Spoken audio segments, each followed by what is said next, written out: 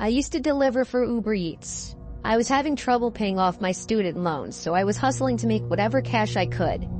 I still lived with my parents at the time. It was late at night. I was picking up an order from some fast food place in Wilmington, North Carolina, and delivering to some house about 20 minutes away. I often did late-night deliveries and Uber rides because the pay was higher and I could bang out more deliveries and rides without traffic. I was already en route to the address. I was leaving the more populated residential area of Wilmington and heading in the direction of the quieter part with all the forest and farms. Most of the roads over there were pitch black and void of any other cars at that late hour in the night. I turned off the main road onto a side road with a dead-end sign. This was the road the directions were taking me, where the address was. I was brought to the last house on this road. The lights to almost every little house on this stretch were off. It was just pitch black.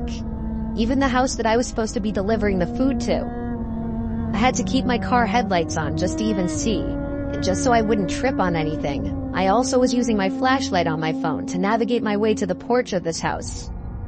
I'm not lying when I say there was not a single light on. I even felt the overgrown grass rubbing on my shins as I walked to the front door.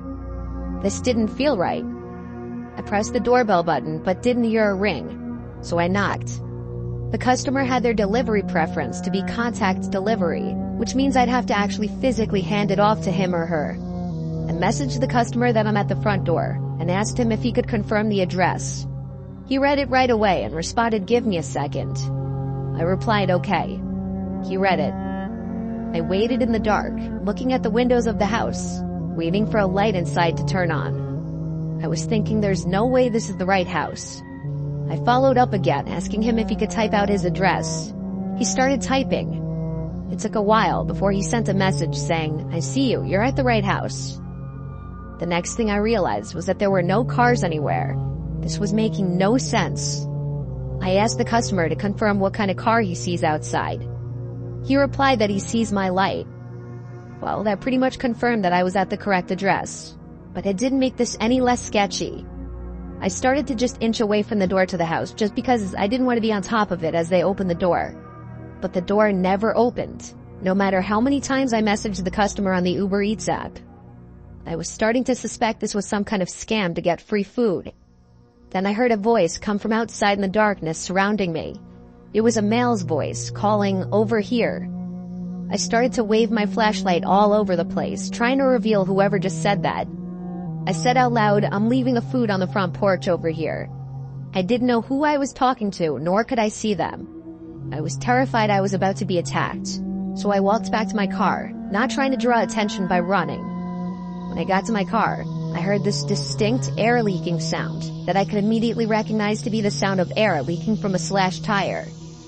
I took a look and saw that both the tires on the left side of the car were slashed and leaking air. I could only assume in the moment that the two tires on the right side had also been slashed. I got into the car and locked the doors first thing. All 4 tires showed low tire pressure warnings on the dash. Panic started to set in. I was deciding on whether to call the police and wait in the car, or making a run for it into the dark to a nearby house. I was about to pick the second option. I turned off the headlights on my car and was about to get out of the car, but I noticed someone standing outside my window. I screamed my soul out, and then I realized that there were at least 4 people standing outside of my car, one at every window. They all had on masks covering their faces. I was surrounded. One of them yelled at me to get out of the car now. I didn't know if one of them had a gun or not, and I knew that if they did, by the time I turned on the car and attempt to drive away with 4 flats, I'd have been shot dead already. I yelled through the window asking if they're just looking to rob me, and one of them said if I gave them everything on me, they'd let me go. I agreed to do so and unlocked the door. The second I did, the guy outside my door opened it and forcefully pulled me out. At this point, I was beaten and kicked by at least 3 of the guys. They grabbed everything off of me, my smartwatch, my shoes, my wallet, my phone, and even some things out of my glove compartment in my car. I was left on the ground as however many men there actually were ran away into the darkness, and I was alone. I blacked out from here, and the next thing I remember is waking up probably half an hour later, still laying on the grass next to my car. They'd stolen even my keys. I managed to get up and navigate myself to the nearest source of light I could find in the distance, which was a small house all the way up the street closer to the main road. I rang the bell a few times until someone answered through the closed door. I said I'd been injured and robbed and need to use a phone. Luckily, the woman was willing to help and allowed me to use a phone to call the police and then to call roadside assistance to have my car towed. Lastly, I called my dad. After police showed up, I was taken back to my car and they did a short investigation and took as much information as I could give them. After my car was towed away, my dad came to pick me up and bring me home. We left after my car was towed away.